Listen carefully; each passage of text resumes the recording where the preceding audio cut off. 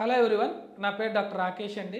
ఈ సీజన్లో మనం మోస్ట్ కామన్గా చాలా చోట్ల నుంచి మనం వైరల్ ఫీవర్ పేషెంట్స్ మా హాస్పిటల్కి రావడం జరుగుతూ ఉంది.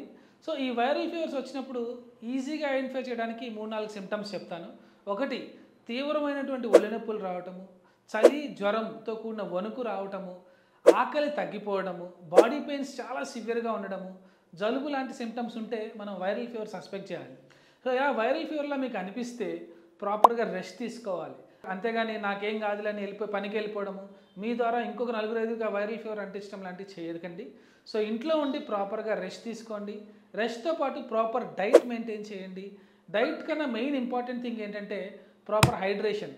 సాధ్యమైనంత వరకు మీరు గుండె పేషెంట్ కాకపోతే మీరు రోజుకి 3-4 లీటర్ల వాటర్ తాగుతూ ఉండాలి. మీకు మంచిగా యూరిన్ అవుట్పుట్ మెయింటైన్ చేస్తూ ఉండాలి. ఇలా చేస్తున్నా కూడా 2-3 రోజుల్లో మీ సిమ్టమ్స్ తగ్గలేదా, ఇమ్మీడియట్గా మీరు మెడికల్ హెల్ప్ తీసుకోవాలి. మీరు మెడికల్ టెస్టులు చేయించుకొని మీ ప్లేట్లెట్ కౌంట్ కానివ్వండి, తెల్ల రక్త కణాలు కానివ్వండి, హిమోగ్లోబిన్ కానివ్వండి, ఇవన్నీ చెక్ చేయించుకుంటూ ఒక ప్రాపర్ డాక్టర్ గారు, జనరల్ ఫిజిషియన్ కానీ ఎనీ డాక్టర్ గారి దగ్గరికి వెళ్ళి ఈ టెస్టులు చెక్ చేయించుకొని వైద్యం తీసుకోవాల్సి వస్తుంది. సో గుర్తుంచుకోండి, మీరు కనుక వైరల్ ఫీవర్తో సఫర్ అవుతుంటే ప్రాపర్ రెస్ట్ కంపల్సరీ, బాడీకి ప్రాపర్ హైడ్రేషన్ కంపల్సరీ, దాంతోపాటు ప్రాపర్ డైట్ కంపల్సరీ. అండ్ 2-3 డేస్లో తగ్గలేదా, immediate medical help is also compulsory.